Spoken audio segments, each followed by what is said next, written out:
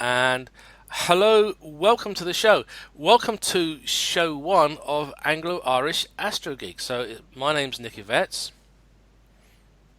My name is Anne Dunne. And I'm Neil Norman.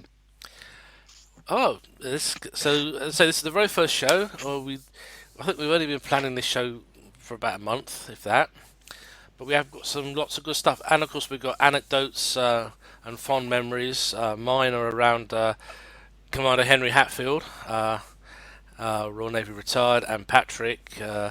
Anne's got some really good memories as well. And Neil, have you got any good memories you can share with us? Just as a little bit of an icebreaker.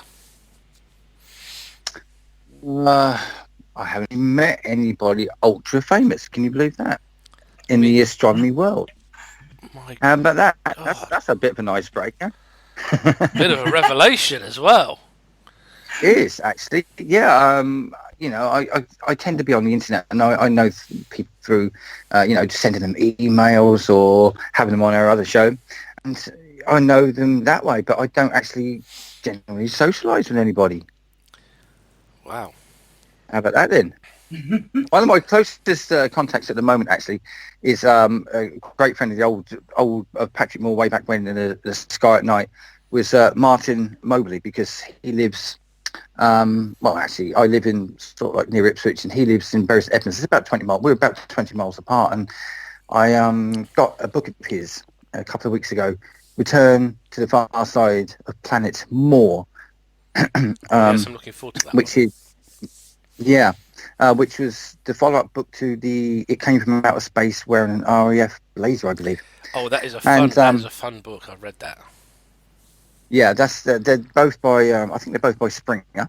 Yeah. And and I've been bouncing because also I've got a great fascination with Will Hay, the comedian of the early part of the 20th century, of course, because in 1933 he saw the white spot on Saturn. And that's how he became sort of famous in astronomical terms. And he was outed by the press as well, much to his disgust. Yes, he was not a very... Will Hay was not a very... It's completely different to his on-screen persona, but the Settle down, complete... Yes. He was completely so far. I mean, I think Peter Ustinov actually made a comment that when he was on set with him, I think the film was The Goose Steps Out, about 1942. Peter Ustinov was asked later on what Will Hay was like, and he said he was a very unimpressive person off screen. He used to wrap himself in a blanket, and when he had his tea, everybody had to be quiet, and that he had this thing about him as a very dead serious man. He was a genius as well, but he was very dead serious. And there's a bit of him that you could almost say was on the darker side to his personality. But of course, on screen, everybody saw him as a buffoon. He played these imbecilic roles. But of course, he was an engineering. I mean, he could fly airplanes. He designed machines. He did something wonderful with his telescope. Now, some sort of tracking system that I can't quite remember. Yeah, but that sort of thing. But I mean, I've been talking to Martin Mobley about that because he used to spend a lot of time with Patrick, and he used to go down to Chelsea and to Farthings a lot. And I've been trying to find out what Patrick's notebooks were like, because I've always, I haven't since, because I always seen like old Sky at Nights, and you see like Damien Peaches in there or Chris Lintott or something like that, or John Coleshaw, and they were casually browsing through these countless numbers of books and these wonderful old drawings. And I've just been trying to find out what's in there for comets and things like that, because of the comet that's in the sky at the moment. I just wondered if Patrick was a great comet observer, but apparently he was more variable star, and obviously the moon and the sun. Those and the planets, of course, were his main things. But I mean, that's the sort of connection I have. I can tell you this much, and I'm pretty sure of this fact. If you go to the Science Museum, they actually have his notebooks, and you can get access to them. Oh, I'd love to. So once lockdown is totally gone, and you can freely move about the city of London, I'm sure that there'll be a whole bunch of us going down there to look at Patrick's. Well, I want to look at his lunar notebooks as well. Never mind the comet ones, the lunar ones, which also fascinates me. When I can't get to image a comet or something I'm out there. I'm remotely imaging the moon. Yeah. I'm in the middle of trying to image a complete lunaration. I've lost 2 days already, but that's not too bad actually. It's only just gone from gibbous, about to go from gibbous to full moon, Yes. and so really it's getting there. It's a work in progress. Hopefully, touch wood. I should manage to get it. I've been trying for years to image a complete lunaration, but maybe this time I'll actually get away with it by missing 2 days. So who knows? And of course, the other thing. Speaking of Patrick, QV telescopium, or telescopii. Mm. It's a Yes. binary. It's a triple system, and it's the nearest It's the nearest black hole to us. So of course Yeah. you can't see as most people know, you can't see the black hole, but you can see its effects. And one of the triplet is just about a naked eye object. And so if you're a southern observer, you can actually see one of the triplet. Wow. That is very cool. It was also in the sky Yes. at night recently. It's all Chris Lintot's fault. If it hadn't been for him talking Yes. about this, our nearest black hole, I wouldn't be killing myself trying to get imaging time on telescopes in Chile, just to Yeah. image this triplet. It's all Chris's fault. I'm The sure same someone will tell him with me. that. Because I caught an old sky at night the other day, way back when Sir Patrick Moore was doing it, and he was talking about variable stars in this episode, and he was talking about Rho Cassiopeiae, and I looked up this star, and I thought, wow, this is one of the most massive stars that can be, and I've been observing it for the past 2 months religiously, because it's a variable star, and it can dip down a couple of magnitudes. It's holding steady at magnitude about 4.5, 4.7 at the moment. But I've all of a sudden got into variable stars, and until then, variable stars had never been my thing because obviously, as I do comets a lot of people say, oh, well, the great way to do it is to do variable stars, and then you can sort of like watch. Apparently, comet people make good variable star observers because of the magnitudes and the way they fade and come up. But I've never actually done it. I've never actually got involved with variable stars. The most obvious one, to me, the most obvious variables were the obvious variables, like Betelgeuse last October when it suddenly dimmed massively, and we looked up into the winter sky, and Betelgeuse was rather pitiful. It was only just hanging in there. I know we're going to talk about that in a little while, but up until then, variable stars never really crossed my mind. But And did you hear about the variable star? It's a super luminous blue variable star that's disappeared. Have you heard of that one? I saw was a a- headline. Yeah, a group of astronomers from Trinity College. I'm here in Ireland, in case anybody's wondering. Trinity College Dublin, led by Andrew Allen and Professor Jose Grow. They decided to have a look and check out they knew that this one was kind of coming to the end of its life, so they thought they'd check it out, and had been studied in the last decade up to about 2011. So they pointed the VLT at it from in Chile, the big telescope, and it's gone. And it didn't. It should have had a supernova, but there's no now, unless it just exploded and there's lots of clouds of dust around it and it can't be seen. But so they're now investigating what's happened to it. It could have just gone straight to a black hole without supernova. That would That be was quite interesting. Yeah, it is, isn't it? Yeah. So they're checking it out. So we find out more, we'll let you know. That kind of defies physics. Exactly. It's a cosmic mystery at the moment. All I will say on that subject now is, can I change the laws of physics? Sorry, I had to get Scotty in. Tell you what, since we're talking about mysterious disappearing stars and of course Betelgeuse, or as Patrick would say, Betelgeuse, let's mention the summer triangle quickly. Basically, it's an asteroid. It's Vega, Altair, and Deneb. It's northeast in summer evenings, but as you pointed out, Anne, when we've been talking in messages, it's got a rather interesting history, hasn't it?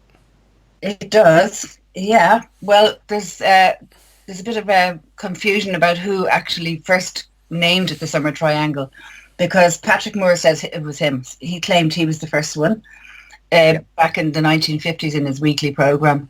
But then another astronomer called H.A. Ray also referred to it in his popular sky guides. So nobody actually knows who was the first one. But it's an interesting one. If you look at the northeast now this evening, you can see the triangle shape from the three, Vega, Altair and Deneb. Yeah. So just an interesting little aside.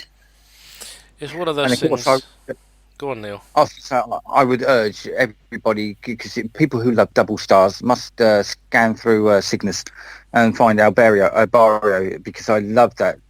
That has got to be the most prettiest double star system in the entire sky. Okay, here's a quick question for all of us. Hands up, how many people here were influenced by Star Trek, the original series, not the spin-offs? Definitely. The original one, yeah. So good, yeah. And Spent my childhood watching it and reruns. Well, I've got it actually sitting beside me on Blu-ray at the minute. It's great. I've never watched a season.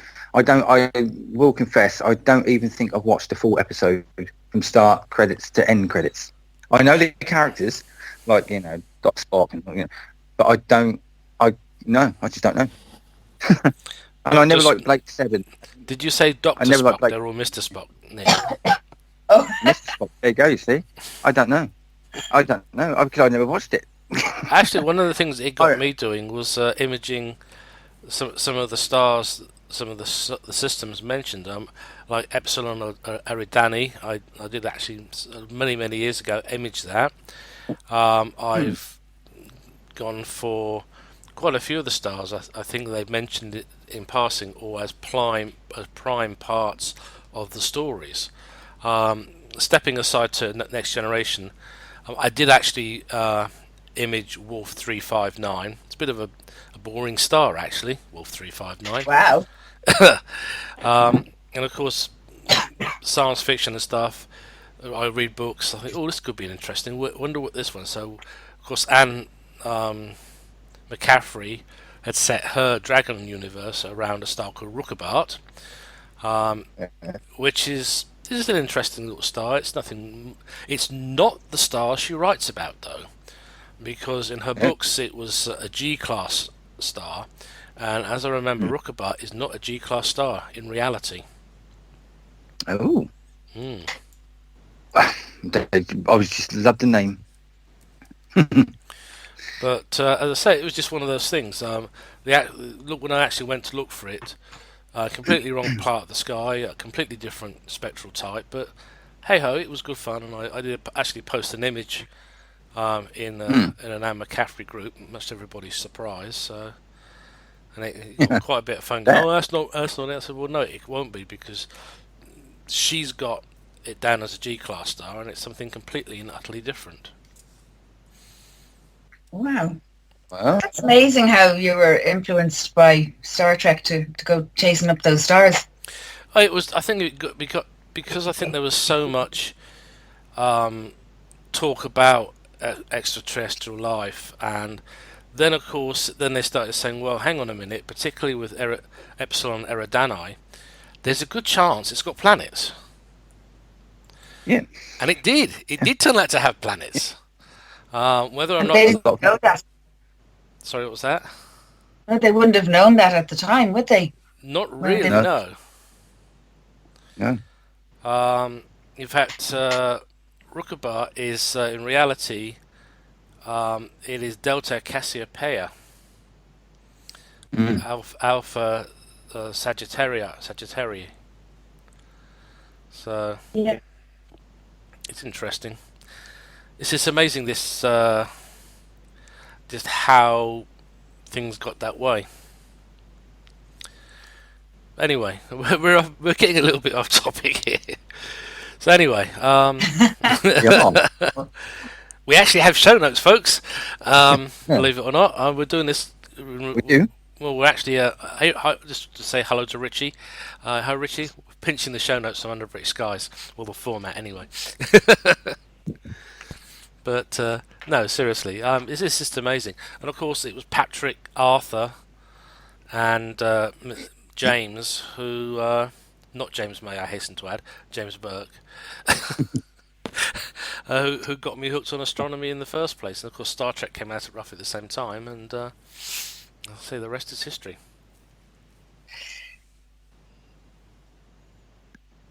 For me, it's Patrick Moore.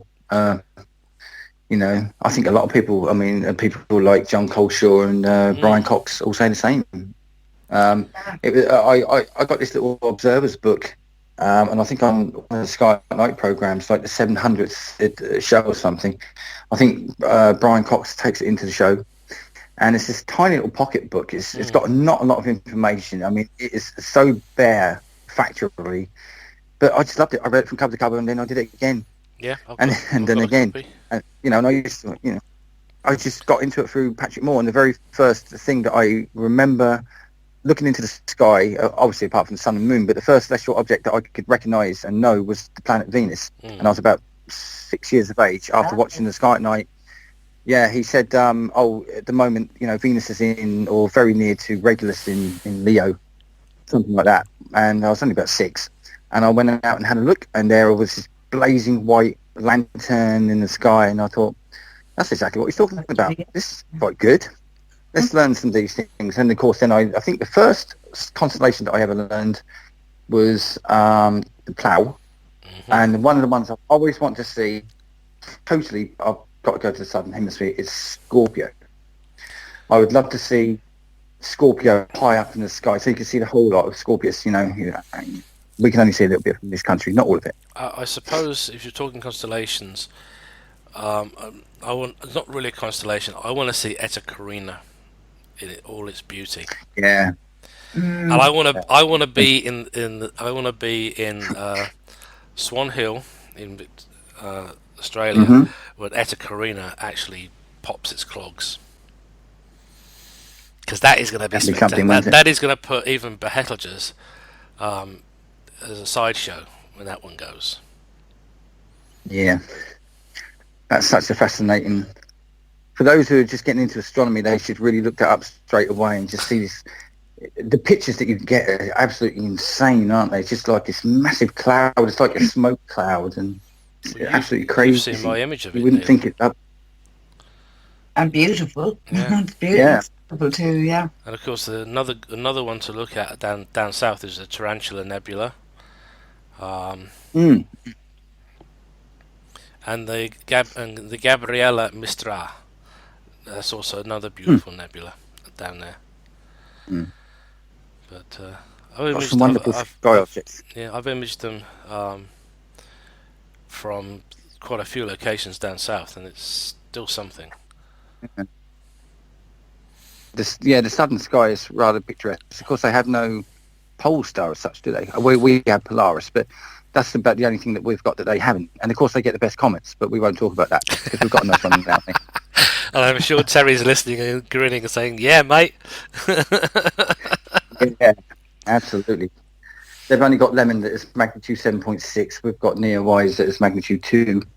Well, they magnitude had 1 the other Swan, day. F8 Swan before it did a fizzle. Yeah, I know. I know. Even I've managed to image that. That was awesome.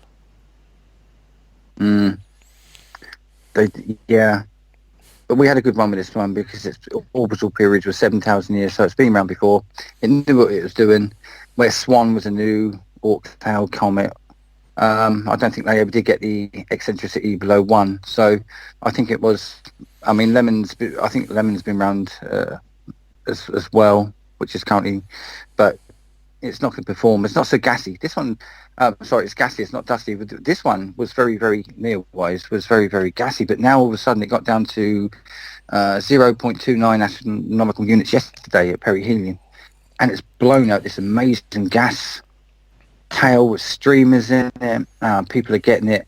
I think the tail is actually about 1.5 degrees in binoculars, and people are getting it about 5 to 10 in photographs, and it's a lovely gas dusty comet. It's, there's no gas in there at all now. It's just wonderful. Wow. It's very low for us, I'm afraid. It will not be until the end of the week before latitude 51 is going to get it, but hey ho. Yeah, that's for another show. Yes. Right, I think maybe because we're jumping around so much, let's get all the conjunctions sorted out and done. So yes, unfortunately, because Neil and I are involved in the show, there's yet another shipping forecast for you folks. So do you want to Love kick that, off, is that Anne? me? Well, I was going to talk about it tonight, but that's probably going to be gone, is it? It's Jupiter, Saturn, and the Moon are going to be like the closest to each other tonight, and at a pretty good magnitude. Minus 2.7 for Jupiter, 2.5 degrees above the full moon, and a plus 2.6 for Saturn, which will be, sorry, 6 degrees away. But it'll be an amazing sight. But that's tonight, so I don't know whether you'll be. Is that too soon to put? Probably too soon. Go on to the 12th. Yeah.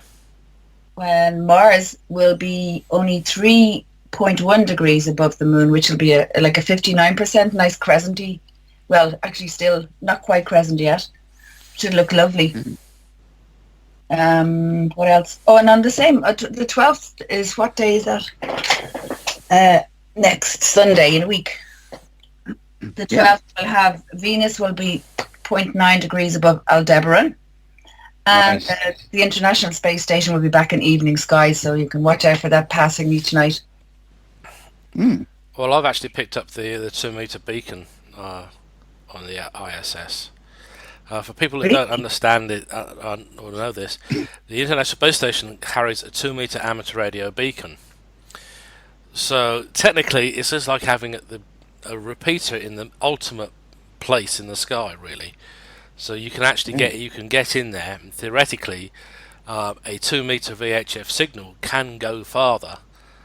I'm not gonna do the Brian Cox pose, farther than normal. So basically, you go up on one frequency, you downlink on a slightly different frequency. Doppler shift. There's our old friend Doppler shift again. Plays havoc with observations of the stars and stuff. But it led us to figure out how far away they were. But anyway, so That's basically you can sometimes if they have the radio switched on in the Russian module, you might get lucky and we might get to talk to an astronaut briefly for about a couple of minutes. Wow. I didn't know that. But the radio, the handheld radio that was taken up by the American team, died. Unfortunately, it was kaput. So at the moment, it hasn't been replaced. So hopefully, with SpaceX and the Dragon missions to the ISS, maybe now they'll get a new radio up 2 meter up there, and we'll have transmissions or even the chance, hopefully, to speak to an astronaut unscheduled. There are scheduled amateur radio in space for schools that go on, and if you happen to be on the track of the satellite, you can actually listen in to school kids talking to the astronauts on the ISS. Ah, that's lovely. All astronauts that go up there get given an amateur radio call sign by their country of origin. Not many people know that. I didn't. I just saw a video yesterday of a guy somewhere in the States, and he had some kind of it wasn't an app on his phone now, it was a little handheld device. And as the ISS was passing over, he was able to download anything that they were sending back to Earth, which was photographs of the astronauts. And he just caught the whole thing in, how long is it, a couple of minutes for the pass? Yeah. And he downloaded it all, yeah. Well, at one point on the ISS, the actual official radios were not working properly. So the Russians were having to use amateur radio to speak to the Russian ground controllers. So they were actually having phone patches. Amateurs around the world were phone patching the Russian commander through to Moscow. So everything for a while was being done purely by amateur radio, which was quite an amusing thing. And of course, the space shuttle itself carried 2 meter amateur radio. There is actually a repeater at Cape Kennedy, or Cape Canaveral as it is now again. That was in times of the shuttle launches would actually be locked down, so radio amateurs couldn't use it, and basically what would happen was it was there to provide an emergency communications link if the main radio system on the shuttle failed. Wow. Actually, Nick, there's something of you're sort of like springing a memory. This is not about well, this is kind of along the lines of what you're talking about. But I remember watching the program once. It's about the early Russian launches. And according to, I don't know if this is true or not, but maybe you can help because I don't understand this radio stuff really totally. But two Italian brothers, the early 60s or late 50s, were recording signals, and they got a female Russian voice that sounded like it was come from. They could tell it was come from space, but they claimed. You probably know what I'm going to talk about, or maybe you've heard of it. And they said that something about she was screaming or in a distressed state, saying that I'm burning up, or it's on fire or something like that. It's in Russian. They obviously claim to have translated this. Of course, I'm saying this is all allegedly because this is a bit of a conspiracy thing. But yeah, I just wondered if you think it was. I mean, I know they swear to the end of their days, or one of the brothers did, that it was true. So, well, the problem is, you see, there was no precise information given about frequencies, the actual times. The fact that you can actually copy signals between ground control, spacecraft, and the ISS is established. If you remember back to the early days of Jodrell Banks, so Bernard Lovell was involved in hijacking the Venera I think it was the Venera images from Venus, and they were splashed across the Daily Mirror before Pravda could even publish it. Oh, right. And there was a big diplomatic row about it because basically they were using fax technology. Jodrell Bank was quite easily able to receive and print out the pictures. And the Daily Mirror got a hold of them and splashed them across the papers. First pictures from Venus or something, and it was like the Russians were furious because they just lost the biggest propaganda coup going. Ironically, it was by a socialist newspaper. Yeah. So well, I didn't know that. All right. But that just shows, yes, anybody really can copy signals from space stations and stuff. People can technically listen in to command signals to the space probes. And you can, if you're really, really good at radio, and you've got a whacking great dish, and and you need a very good computer for this as well. You can actually, you can probably record it and get all the mush out of it, and say that, well, this is Goldstone. Listen, this is such and such a space probe talking back to yada yada.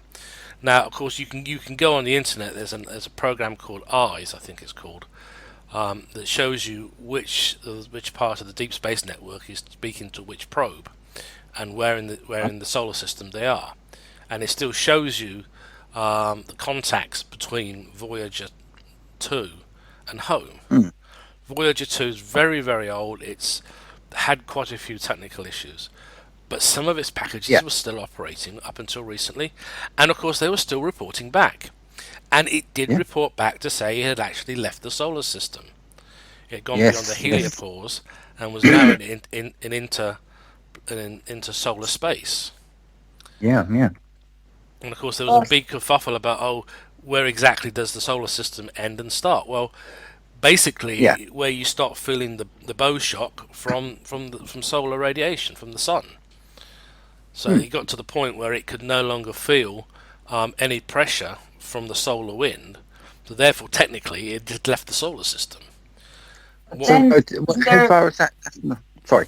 Well, they're not like turbulence. It was as if like where the cosmic kind of radiation was meeting the solar wind. It was like, like waves on a beach. Yeah. It was not quite getting tossed around in the waves, but there was that kind of turbulence was being reported back. And there were several announcements of when it left the solar system, and each time then they said, "Oh no, there's a bit more." So it seems to go out the influence of the sun goes out further than you think. Yeah, and of course we're now beginning to realise that the Oort cloud for our solar system reaches halfway to the next star.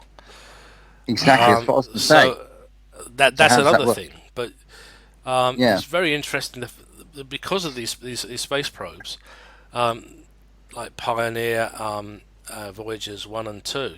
We're actually beginning to figure out where exactly the solar system ends. I think it's going to be a few more years yet before we can actually say this is the point the solar system ends. But Yeah. anyway, it's just one of those really interesting controversies, and of course it's one that's actually being completely dropped like a hot potato by the conspiracy theorists. Yes. Ironically, Exactly. I'm just waiting for them to say, but Voyager 2 sitting on a soundstage, and it was used in Star Trek, the motion picture. Oh yeah, is that the Voyager one? Yes. Yeah, that was really And it good. was actually a copy of it was actually a proper copy, life-size copy of Voyager. And it had arrived at an alien planet and had been sent back. Yeah, it went through a non-rotating black hole, or maybe even encountered a black sun. Been crippled. It was picked up by a machine planet, repaired, had examined its programming, and rebuilt it so it could actually carry out its mission and return home and report to the creator. Actually, I was just thinking about this. What are our thoughts about the fact that way back when they sent these gold discs on these probes that basically gave our post address But to Neil, anybody that could be... the thing is, Potential enemies. you got to Yeah. remember that our radio and TV signals have already done that. They put up a big flag. There is life here. We're here That's because what we are transmitting radio waves, and you've just encountered them. Yeah. I just thought that the gold disc basically told us where our postal address is. I mean, I suppose they could track back the radio signals, couldn't they? And sort of They can already do that. there you go. You know. And if you think about it, they're probably seeing the worst of us, because by now the television pictures from the 1936 Olympic Games in Berlin are definitely well past the edge of the solar system. Oh yes, definitely. And all the old cowboy movies and Yeah. So the thing is, How would they my God, they're a violent race. Let's keep clear of them for a while. Yeah. God, well, imagine if we could pick up signals like that, though. Suppose we could get TV signals from another star one day, and obviously that would be the equivalent of their old-fashioned black and white movies, you know what I mean? Because they're obviously progressed as the thousands of years have gone by, and, you know, exactly. imagine that. That's quite a scary thought, isn't it? Anyway, we got slightly off track there, so should we let Anne go back to the Yes, please, Dan. Yes, to the please. highlights? Oh yeah, well, actually, just while we're on, the highlights at the moment. Well, I don't know about what you're having here in England, but we're having terrible cloudy weather.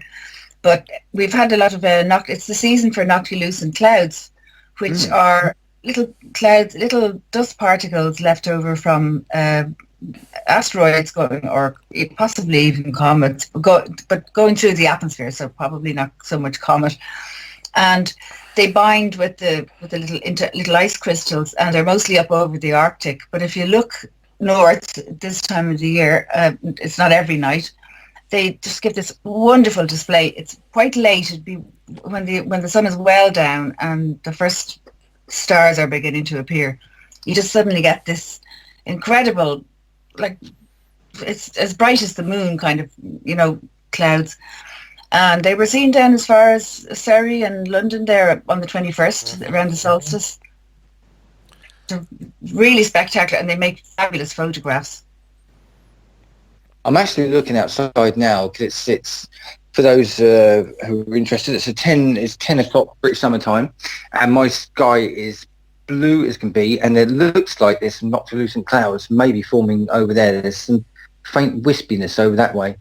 In the north? So yeah. Yes, straight in the north. That's where I got them before, and it looks like something might be happening now. I'm waiting for the moon to come up as well, as you were talking about earlier. But Yes, it's the first clear night for a long time here. Same I here. don't know about you, Nick. Are you Yeah, there? same here. Yeah. Ah, yeah. But Crystal I've clear. got to have Very a windy. fair bit. I'm looking at clouds out the skylight. I need to have Yeah. a fair bit of tree surgery done before I can actually get my telescope out and get it into use. But such That's is it. life. I'm looking at them now, and it looks like something's forming. The sun's been gone down now for about 45 minutes. Something looks like it could be happening tonight. We could get some big... Because they started it was about 10:45 about a week ago or something. So yeah, it could be something now. It looks like something's up there. We shall The see. There's no other cloud. No other cloud cover at all. No. No. Fingers crossed. They'd we be might quite have low something to look because you're looking across the curve up to the Arctic, so they'd be kind of low in the north. Yes, I mean I'm in Suffolk in England, and the other about a fortnight ago they were about at least 10 degrees up in the sky at about 11:15 British summer time. Yeah. And which never happens where I am in England. It's normally very, very low, a couple of degrees or 3 or 4 degrees, but they were very high. Who knows, with this lack of airplanes flying about, who knows, less pollution in the sky because of the pandemic. You never know. So I don't know. What could be causing it to go higher? I've never seen them like I have done the last couple of weeks in 40 years of observing. It's crazy. Yeah. And I mean, if you're much further south, you can't see them at all. Like you could never get to see them from Spain, say, or France, probably even. You're just too far below the curve of the Earth, then you can't see them at all. I've heard that there's been some places in America that have seen them. I don't know if Nick would, because Nick's... Yeah. Well, Canada. Canada, maybe, yeah. Not New York. I think it'd be very hard from New York State. Oh, yeah, no, I don't know. But somebody in America definitely reported them, and they'd never hardly seen them before. So it's like kind of a record. American... But I thought they were a recent... they were trying to discover what made them, and now they're saying it's meteor dust with bond ice crystals, but it seemed like they're relatively new, and then you start to find out actually no.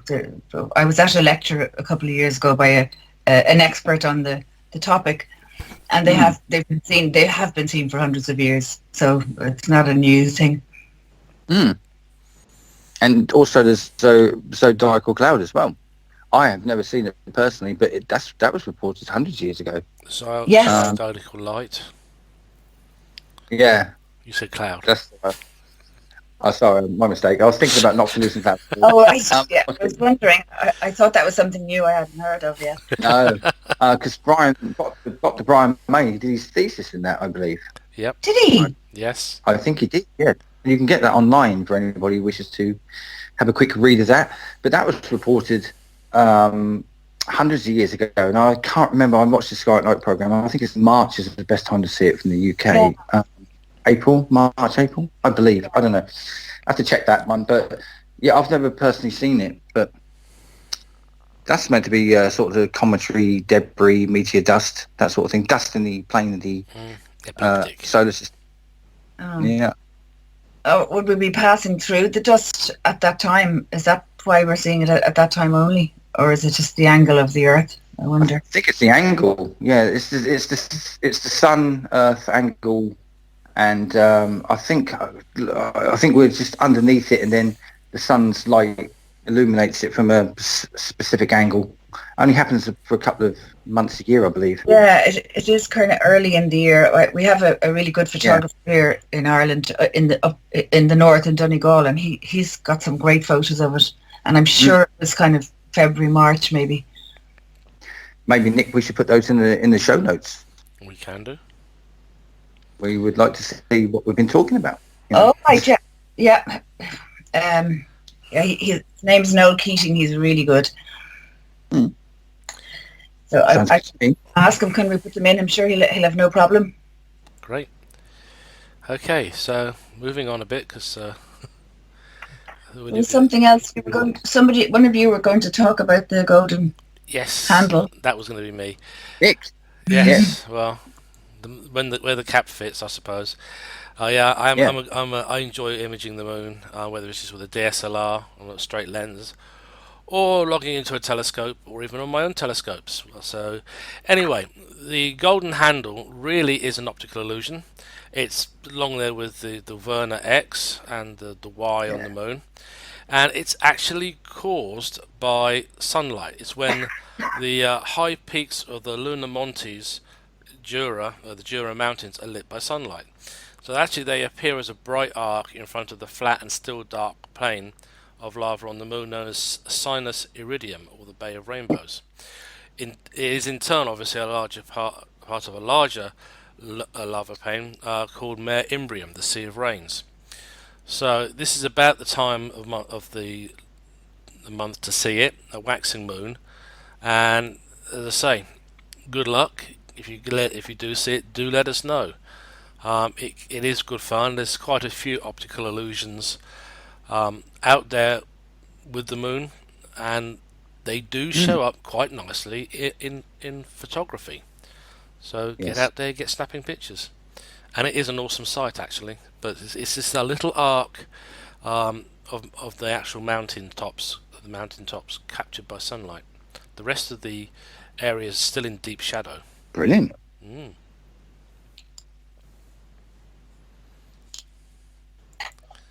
So that was for July the 30th. It's probably the best time to see it.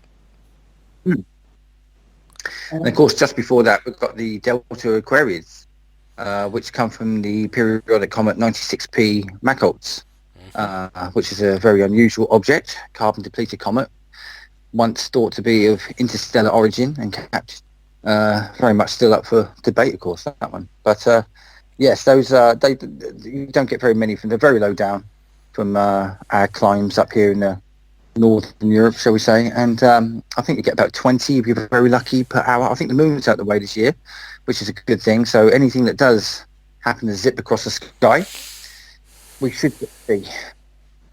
And of course you could do it through radio as well, another thing that Nick may know more about. Yes, basically what happens is with these with meteors is that they can cause a VHF radio signal from a station that normally beyond your hearing, your reception, to briefly come up and be heard, and then it will drop again.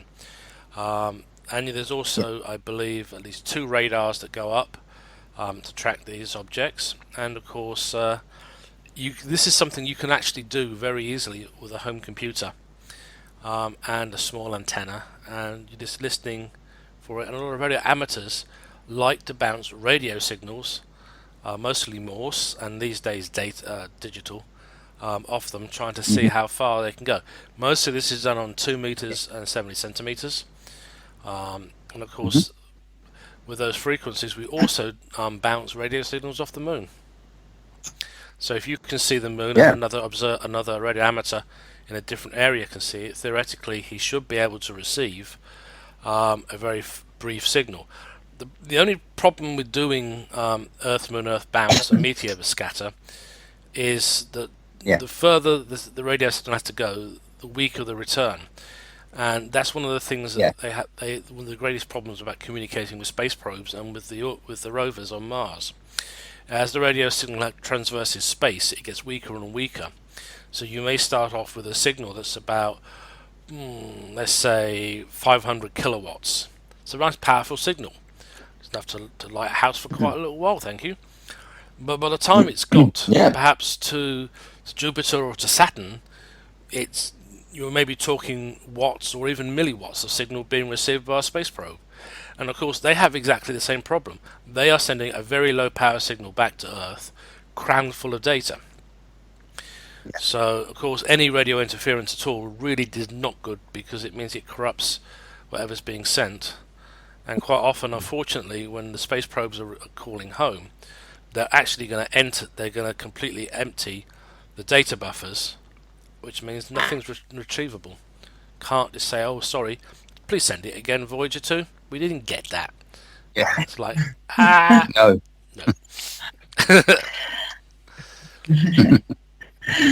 I always wonder, you talk about probes in the solar system, I always wonder what happened to Giotto, the great Halley encounterer way back in 86 February there. I wonder what happened. Well, it went on to Greg Scalerup. Yeah, I just wonder where it is today. 'Cause I know Nick Howes has done a great job in finding Snoopy. Was it Yeah. Snoopy? The Snoopy, yes. so I wonder if we could find it. I wonder if we could find Giotto if it was Um, zip past the Earth. Northolt could pick it up. everything that we put up there is tracked. Theoretically, we even Mm. know the location of 4 nuts that were taken off this panel on the ISS, and then Mm. they were let go and they floated off at the same speed as the ISS.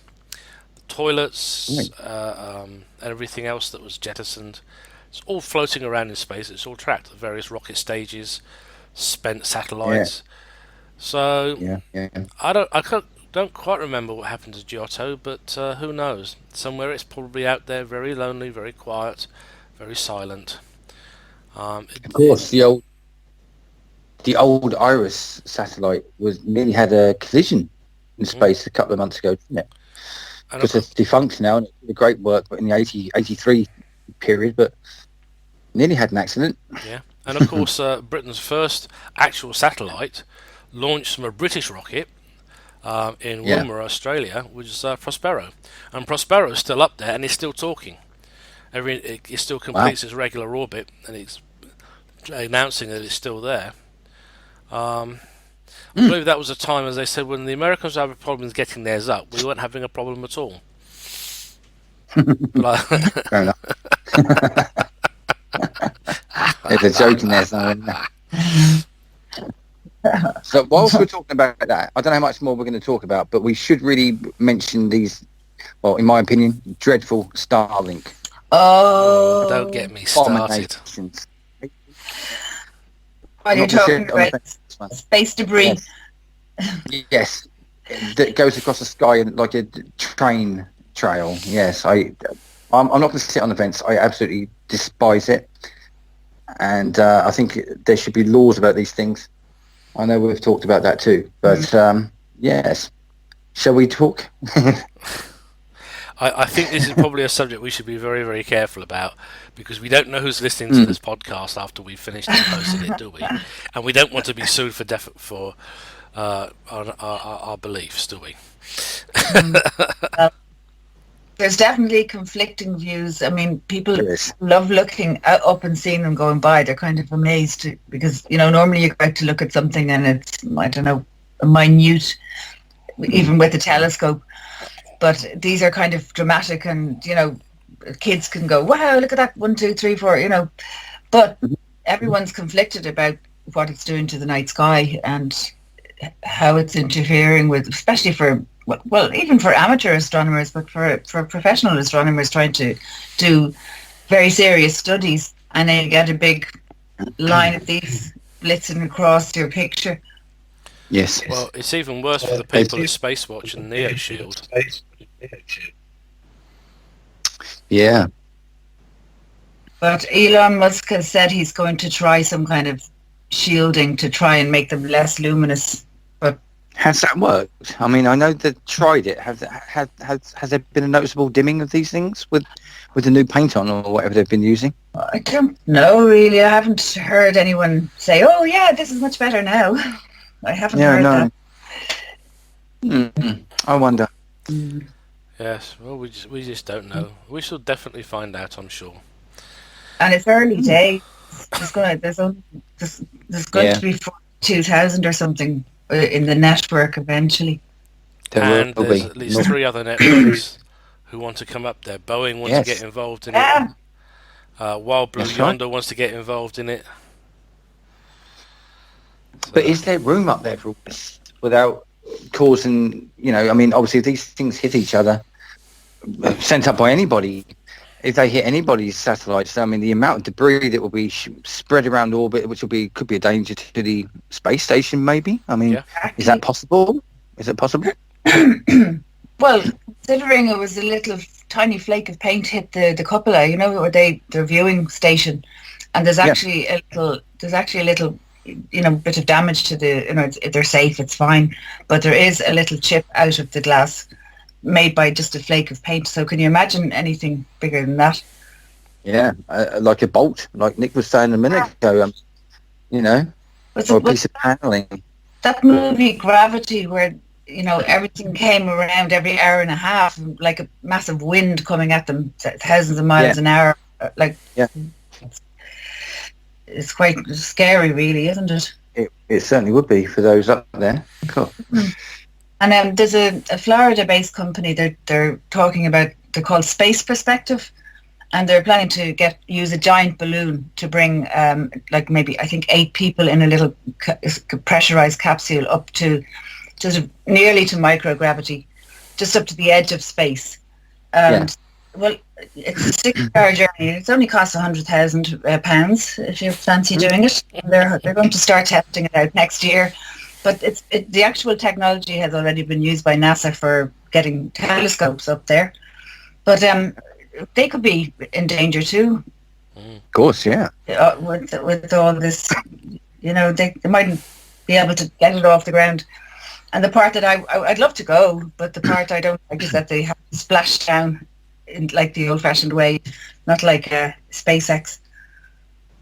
Oh yes, yeah. I would fancy, you have to be recovered by a boat and all that. I'm not sure. Well, it's good enough for Apollo. It's good enough for me. Well, not going to be Atlantic or something. No. Well, if you think about it, I think one of the Gemini missions came down the South China Seas. Yeah. And that was not where they're supposed to.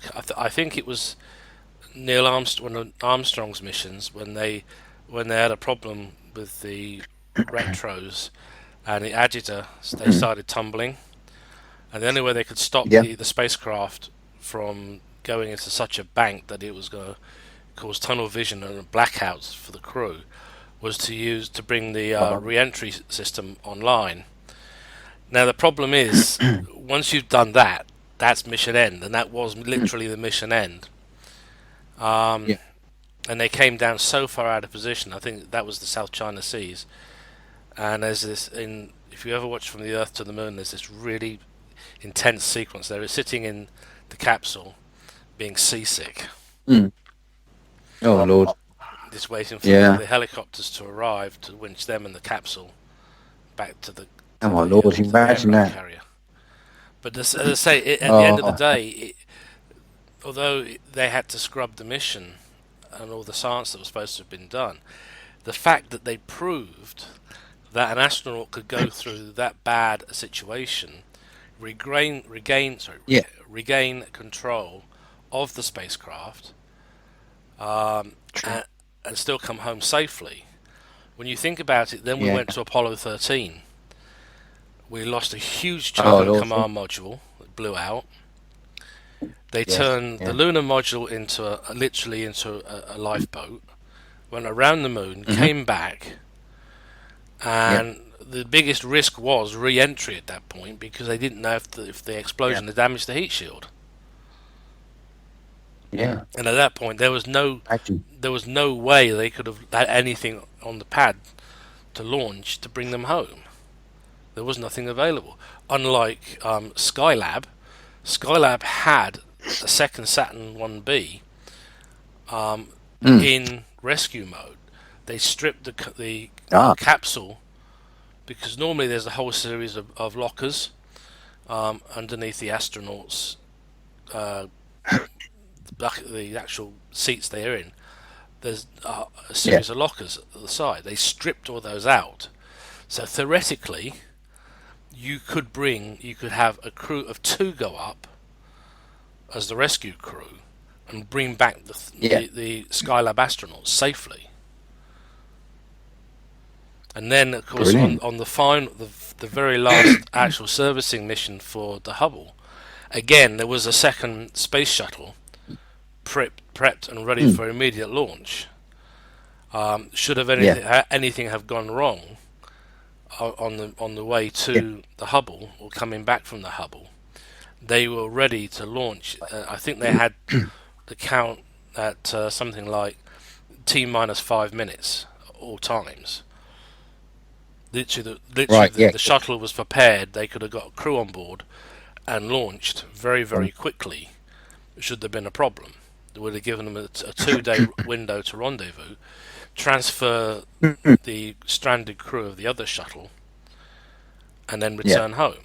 That was the only way that the final repair mission to the Hubble could go ahead, because of all the problems that were now cropping up with the shuttles. They had to have another one ready to launch immediately, in case anything happened. And what about Mir? Mir was a funny old thing, wasn't it? Because that got very dilapidated at the end, didn't it? It had like these microbes growing, and there's regular fire outbreaks, wasn't there? And that was, toxic smoke was often wafting through the. It's crazy that you'd want to go up into that environment where you're so far away from safety. Well, and we're sitting here now in lockdown, and well, if you think about it. Everything from Apollo Soyuz onwards prompted us and the West and the Russians to have a airlock system that was reasonably compatible. Everything on the ISS, on Dragon, and on the shuttle was capable of being used together. So basically, they had a situation where they could simply launch either a Soyuz, or they could send a shuttle. They could dock with the ISS, transfer, and come home urgently. Even China, reputedly, the new Chinese space capsule uses exactly the same hatch design as used on the ISS, because that theoretically means if there was an emergency, the taikonauts could actually go to the ISS, dock, and transfer. Yeah, makes sense. It does. Yeah. A lot of people, when they started seeing this new capsule that the Chinese were building, suddenly realised that they were using the common hatch docking technology that was in use between America and Russia. Yeah. Dragon is using it as well. So now, of course, now with the Dragon caps, manned Dragon online, that means they've got a third life. Well, they've now got two lifeboats, because we don't have Orion online yet. Orion has slipped behind schedule. SLS is behind schedule. There was talk because DSL was building in Germany. Were building a huge part of the system, maybe making it possible for Orion to be launched on Ariane. Ariane 7 onwards, they're talking about being man-rated. Because they now want the European Space Agency wants to have its own man-rated launcher. Yes, they've got Soyuz technology at Kourou. They can theoretically. They could send a manned Soyuz up if they wanted to. Yeah. That's the only place in the West, believe it or not, that can actually use Russian rocket technology legally. Oh. Yeah. Wow. Having said that, the N2 engine that the Russians built is now in use by the Americans for the Russian space program. After the Americans got there, the Russians just said, "Why bother? Why be second?" No. Just pretend it never happened. They never had a moon program after that, but their technology was revived.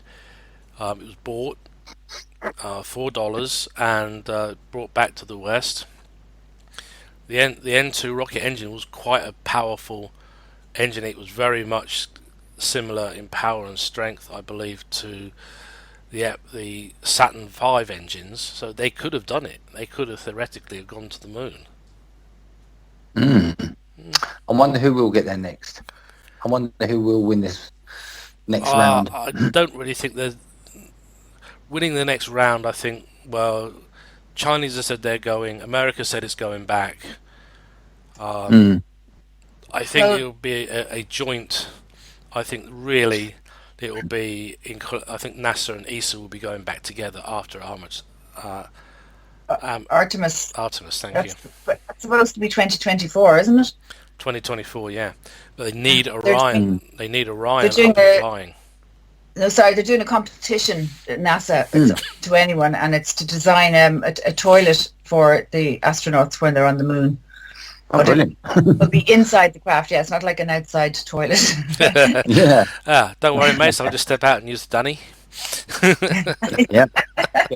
Get a portaloo up there, stick it in the crater. Oh, Lord. Excuse me. And actually, just on that same topic, though, the 11th of July, which is, looking at my calendar here, next Saturday. Yeah. It is. It's the anniversary of America's first space station, Skylab, that was destroyed as it came back into the atmosphere and broke up over the Indian Ocean in 1979 on the 11th of July. So it's an anniversary coming up. Crashed into Australia, and if you wanted to have it confirmed you had a piece, you had to send it to NASA, who weren't going to give it to you back. No, they were not doing that, were they? I've seen photographs of that, actually. There's a friend of mine in Australia who showed loads of pictures from local newspapers at the time, and these people claim to have, this debris from them. But like you say, yes, it had to go away and never came back, which is a bit naughty. Yeah. I can't believe it was there properly after all, wasn't it? I can see Jupiter as I stand here now. Jupiter. Oh, can you see Saturn? Oh, exciting. That's all right, Neil. I'm going to be... I love looking at Jupiter and Saturn when they're so close together. Because I'm going to be doing a piece for the sky at night. And it's going to be about the conjunction later on in the year, because it's going to be the closest conjunction of the two planets since 1623. So it's going to be something to look forward to. Yeah, it's been a long time. And the one in 1623 was not actually seen because it was too close to the sun. But this year it's going to be 30 degrees. It's going to be very low. I know it's a long way away, and we will talk about that more later. And of course, we've got a very good opposition of Mars this year too, in October, which again is a long way away. But the year is going quick. We're in July already, so before we know it, we'll be talking about these things when they're only a matter of weeks away. Yep. So anyway, we are actually at an hour. I think we better, for a first show, this has been quite a good go. So until you just calm down, Neil, I was about to call your missus and have a chuck a bucket of water over you because you're getting too excited there. I know. I saw Jupiter peeking up, and I'm getting excited because I can see the moon's near it too. I'm off now. Look, can you hear me? I want to get some binoculars out. That's okay, Neil. I'm going to be. I'll be fast asleep, but I'll be imaging Venus late at about 10 o'clock tomorrow morning. Oh, we've got to try for this comet as well. I'm going to try for it. Good luck, mate. It's a bit too low. Yeah. I need it. I'm going to keep going. You never know. Something dramatic could happen. You can see the headlines now, can't you? In the Daily Fail. Oh. Comet strikes amateur astronomer's home as he's on the air recording new show. I know, you can imagine, can you? Wow, it's got to be so cool. Like when you get your first asteroid. Is yours in the post, Nick? Mm-hmm. Mind you, you're going to be a member of the Astronomical Society soon, I'm told. I am understand someone's putting me up for RAS. Yes. Love that. They've got a lovely library down there. Tell me about it. And of course, the best thing is the BAA is just across the hall.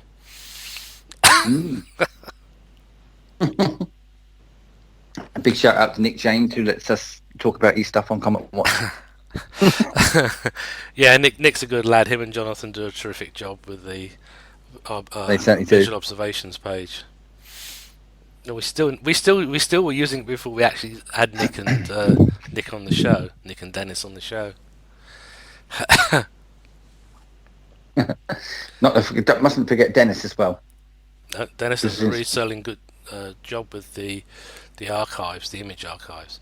Anyway, we are going into comet territory, and we said we weren't going to do that. Don't do that. No. No. So I think I think we give enough people some stuff to listen to and have a good chuckle with us. I know I've had fun. So I'm going to say good night from him. And good night from me. And good night from me. Good night. Okay.